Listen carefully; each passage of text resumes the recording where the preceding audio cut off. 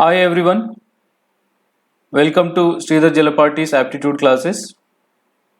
This video is all about aptitude FAQs part 3. I hope you have gone through part 1 and part 2 videos.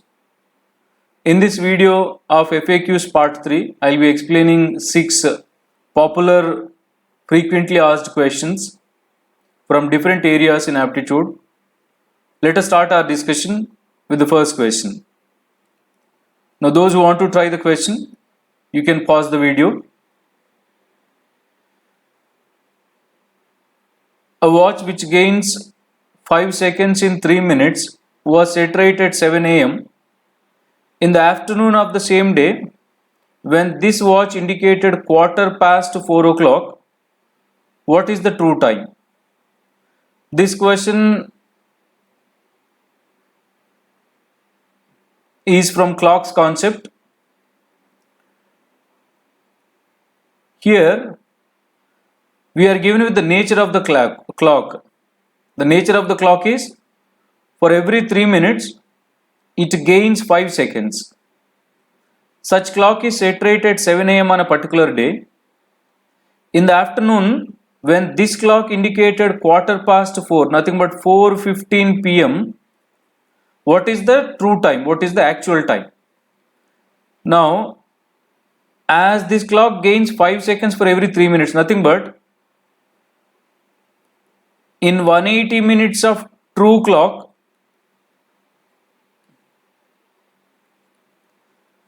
this clock moves extra 5 seconds. That means 185 seconds. That means for every 180 seconds, 3 minutes nothing but 180 seconds.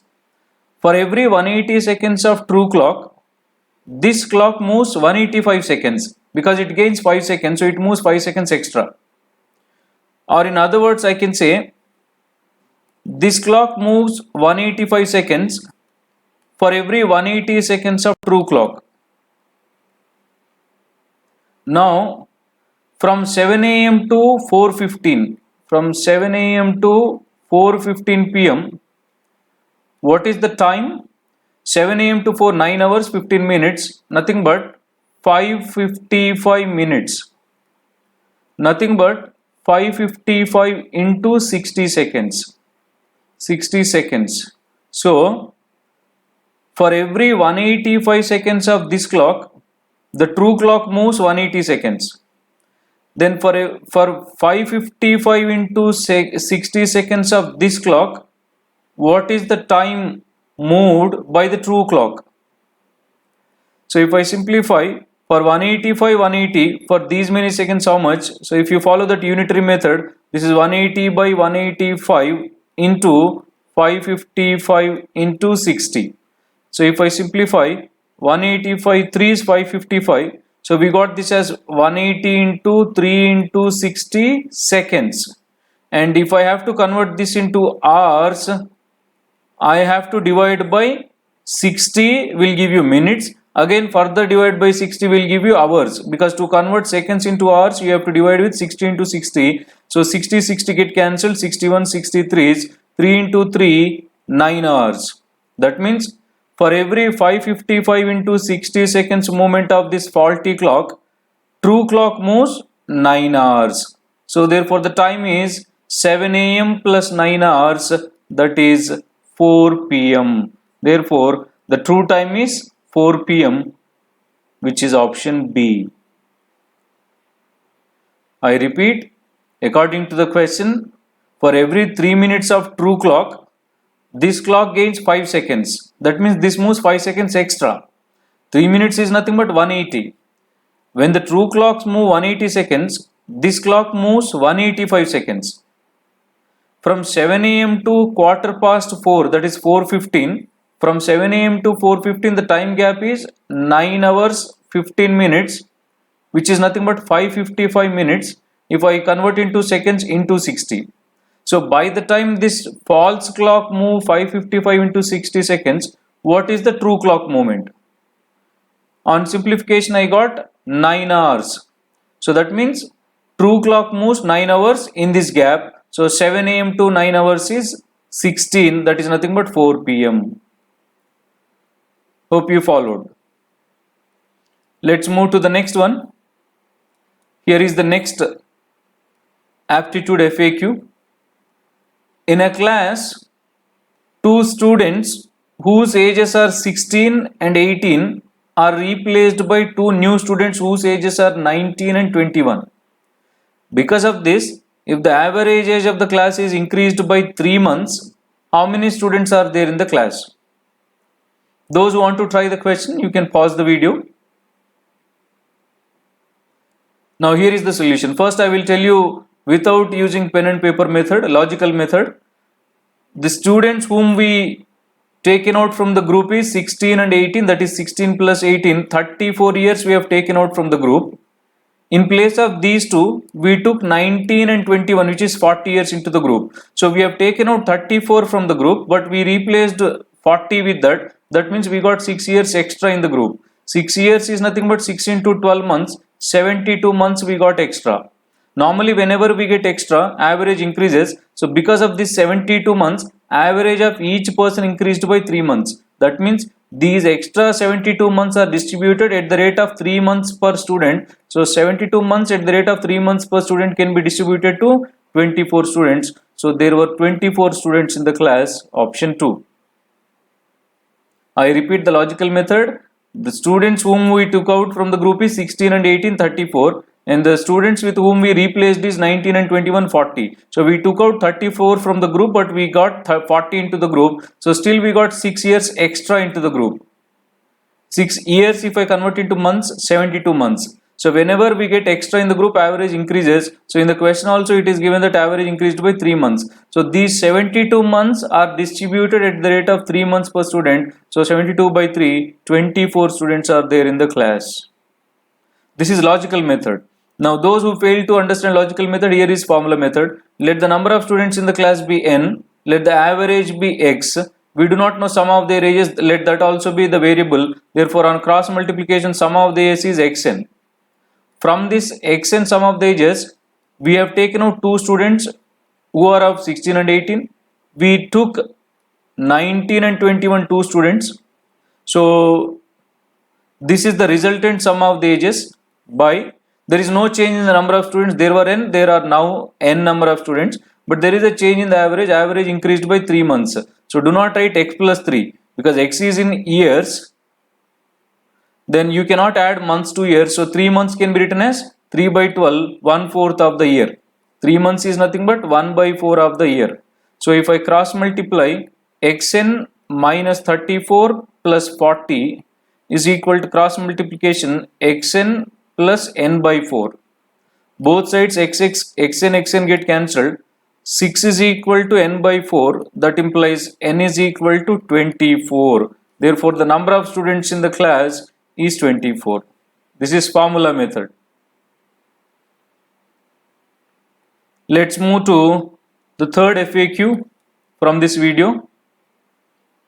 This question is also asked by a couple of students and they claimed that they got this in one of the recruitment exams. Those who want to try the question, you can pause the video.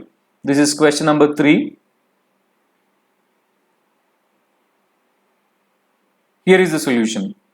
Verma wrote all the natural numbers from 1 to 15. Sharma randomly selects two numbers, adds them, and after subtracting one from the result, he keeps the result as a new number, replacing the two numbers what he selected. If he were to continue doing so till only one number remains, what would be that last number? So appears to be a strange question. So when you read the information first time, obviously you'll get confusion, but it's very simple question. One person has written numbers from 1 to 15. The other person picking up two numbers randomly. Whatever the two numbers he is picking up randomly, first he is adding them and then subtracting one from them, and that result is replacing in place of the two numbers. This he keeps on doing till only one number remains. What is that last number? For example, 1, 2, 3, 4, 5, so on up to 14, 15. Let's say if he picks up two numbers randomly, let the two random numbers what he picked up initially be 4 and 5. He is adding them, subtracting 1, 4 plus 5, 9 minus 1, 8. So in place of 4 and 5, he replaced 8. Next time, let's say he selected 8 and 3. He adds these two, 8 and 3, 11, and subtract 1, 10. So in place of these 3 and 8, now he is replacing 10. So if you observe here, that every two numbers he is selecting and adding them, he is subtracting by 1. So indirectly, at the end, he covers all the 15 numbers. So therefore, here it is nothing but, first sum of 15 natural numbers is n into n plus 1 by 2, which is 120. From this 120, he subtracts this 1 14 times. How do we know that he subtracts 14 times? When you are writing numbers 1 to 15 and you are taking two numbers at a time, this happens 14 times. Taking two numbers from 1 to 15, covering all of them happens 14 times. Like I can take 1, 2, then next I can take 3, 4, I can take 5, 6, something like that, and also result of this. So total taking two numbers from 1 to 15 happens 14 times. Since he is subtracting that 1 14 times, so from sum of the first 15 natural numbers is 120, he subtracted 1 14 times, so answer 106. The last number is 106. The last number left out after all these operations is 106. If you want, you can execute this in detail. You will get the same answer at the end. So what I did, instead of performing all that, simply adding all the natural numbers from 1 to 15 gives you 120, and he is subtracting 1 14 times. Therefore 120 minus 14, 106. Let's move to the fourth question. If Rajdeep travels in a car at a speed of 40 km per hour, he would reach his destination in time. He covers half of the journey in 4/5 of the time. What should be his speed for the remaining part of the journey so that he reaches the destination in time? Now here, had he travelled at 40 km per hour, he would reach his destination on time. But to cover half of the journey, he took 4/5 of the time.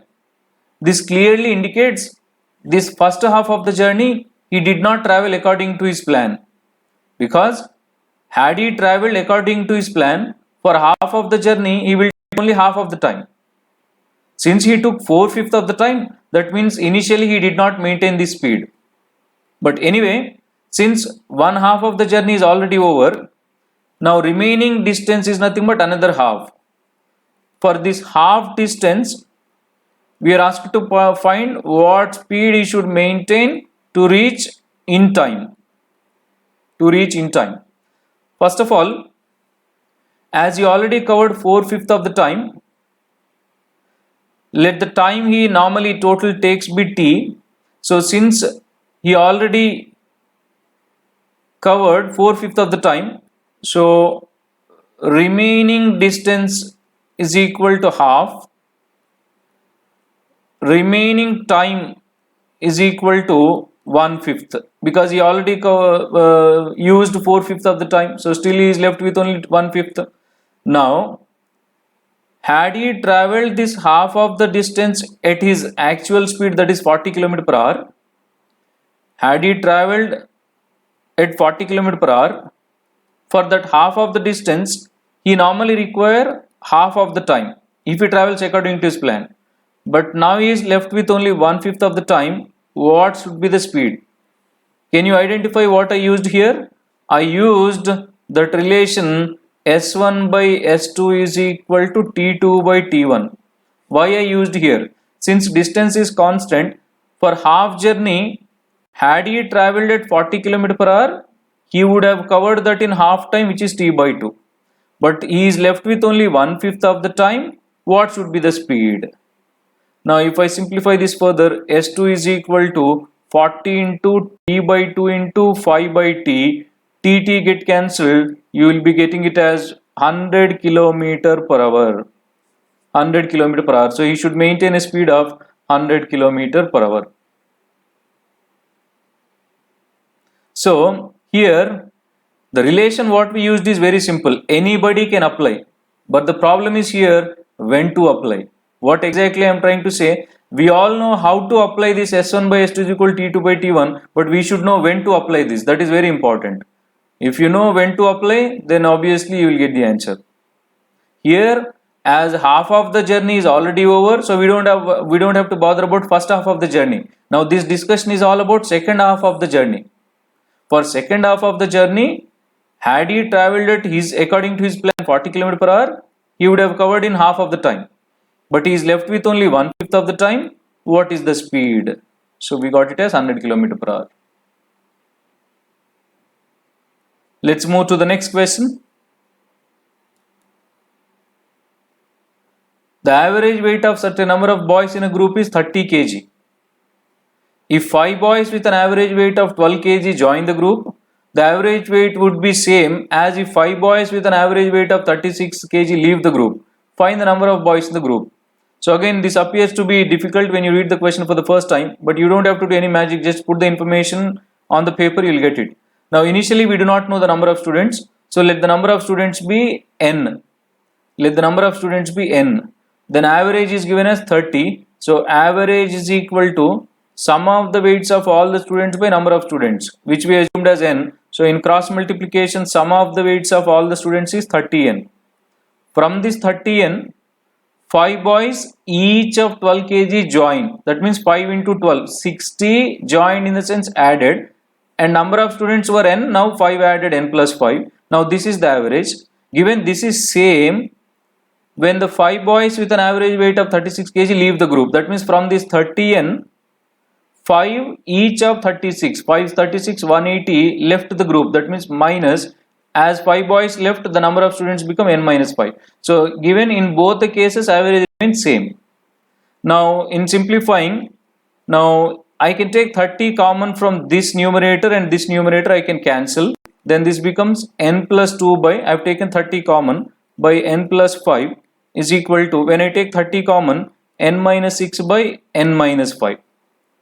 If I simplify this further by cross multiplying, n plus 2 into n minus 1, multiplying two binomials, directly if I write n square minus 3n minus 10 is equal to this cross multiplication, n plus 5 into n minus 6, n square minus n minus 30. Both sides on simplification, n square get cancelled. I will be getting it as 2n is equal to 20. That implies n is equal to 10. So the number of students in the group initially is 10. You can cross check your answer by substituting n in this equation. You can cross check your answer by substituting n value which we got just now, that is 10, in this equation. If you get LHS is equal to RHS, your answer is correct. And I am sure n is equal to 10 satisfies this equation. Right? Thank you. Let's move to the last question from this aptitude FAQs part 3 video. Those who want to try the question, you can pause the video. A man rows downstream and covers 12 km in 3 hours. He covers the same distance upstream in 6 hours. What is the difference in the distance rowing upstream and rowing in still water for a period of 3 hours? Now again, just follow the information. First is downstream journey. I am sure you might have gone through the video which I have uploaded about boats and escalators questions. I have uploaded introduction video and with few questions as well. So if you have no idea, watch the video to get an idea about boats and then try this question. Time taken for downstream journey is d by x plus y. In this, time is given as 3 hours, d is 12, x we do not know, y we do not know. By the way, here x is speed of boat or man, y is speed of water. So if I simplify this, I will be getting it as x plus y is equal to 4. Similarly, time taken for upstream journey is d by x minus y. Time is given as 6 hours. Given same distance, that is 12, we know neither x nor y. So if I simplify this further, I will be getting x minus y is equal to 2. So we have x plus y, x minus y. On solving directly by adding, we will be getting x is equal to 3, y is equal to 1. X is nothing but man speed, y is water speed. We got both. But let's see what we are asked to find. We are asked to find what is the distance difference in the distance rowing upstream in 3 hours. When someone row upstream in 3 hours, distance is speed into time. So distance equal to speed in upstream is x minus y into time 3 hours. So just now we got x value, y value, that is 3 minus 1 into 3, which is 6 kilometers. Similarly, distance traveled in rowing in still water. This is the distance traveled rowing upstream, and now rowing still water is nothing but when water effect is 0, when y is 0. Now distance is equal to speed into time. Speed is rowing in still water, as water effect is 0, we take only x value, which is 3, and time is 3 hours. So 3 into 3, 9 kilometers, and we are asked to find the difference between these two, that is 9 minus 6, which is 3 kilometer. So option 1, 3 kilometers.